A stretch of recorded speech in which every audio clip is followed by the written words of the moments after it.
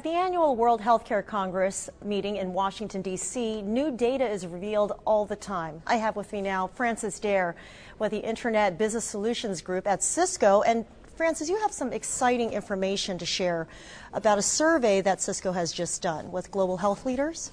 We do, Mabel. We've been able in just recent weeks to look at findings from interviews and online research with 96 very senior world health leaders from 16 nations and 6 continents.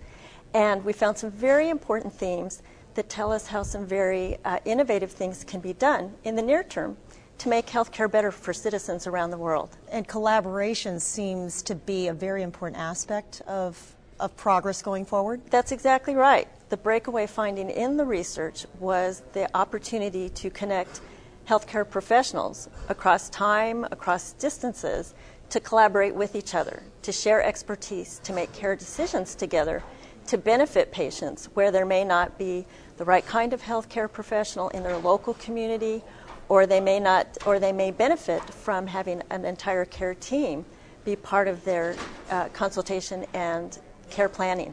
And through your survey, were you able to find out how best to really share this information? It's a variety of approaches, things like being able to get data from electronic health records, and equally important, being able to have video interactions so that it's almost a live conversation as we're having now, or to be able to bring care teams together through video, through web conferencing, through audio conferencing. All of those approaches, in the opinions of these world leaders, have great value to overcome challenges with access to care and healthcare resource efficiency. We're at a very important stage of change in the healthcare delivery system in the United States. Why bring in information from other parts of the world? Why include global health leaders in this?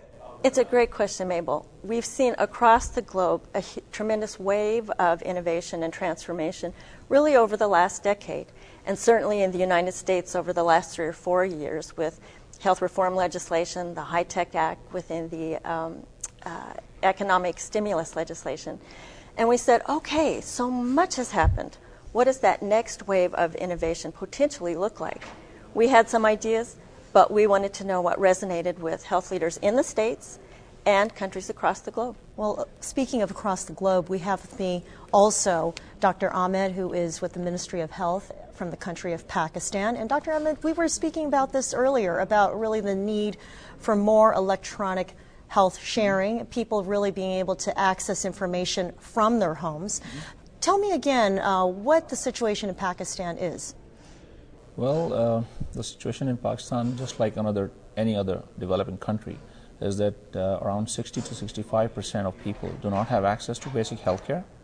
Whatever healthcare resources we have in the form of HR, that's saturated in the larger cities. So we have an uneven distribution of decreased number of HR, and that actually adds to the challenges in a country which does not spend a lot of money on healthcare, which does not have a very good infrastructure, and which has a very increasing disease burden.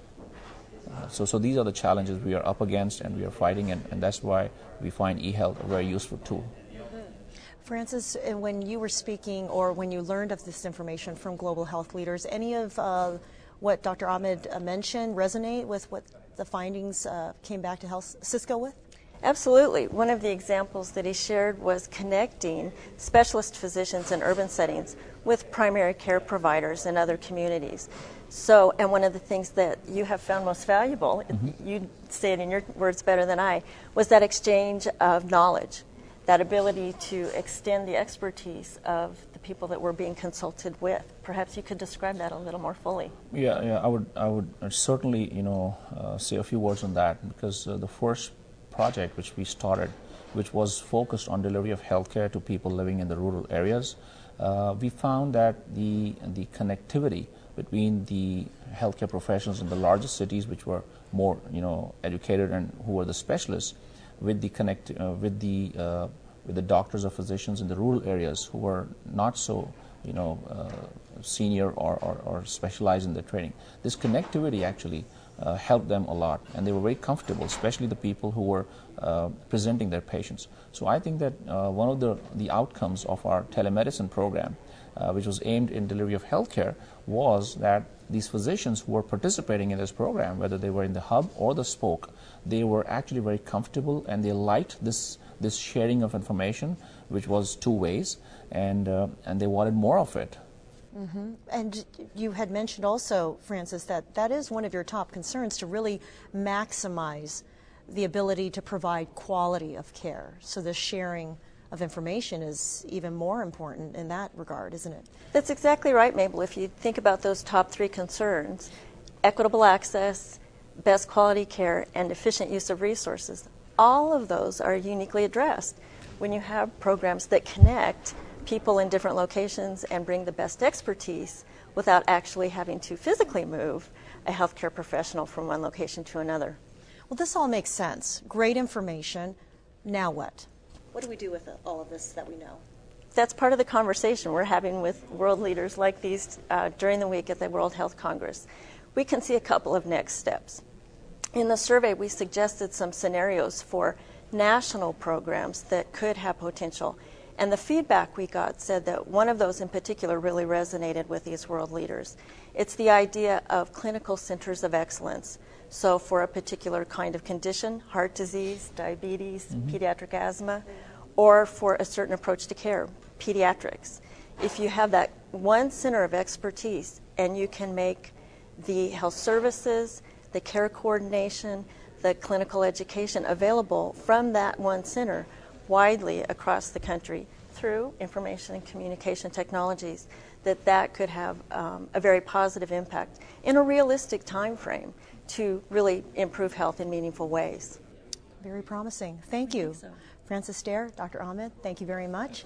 Thank I'm you. Mabel Jong at the World Healthcare Congress in Washington, D.C.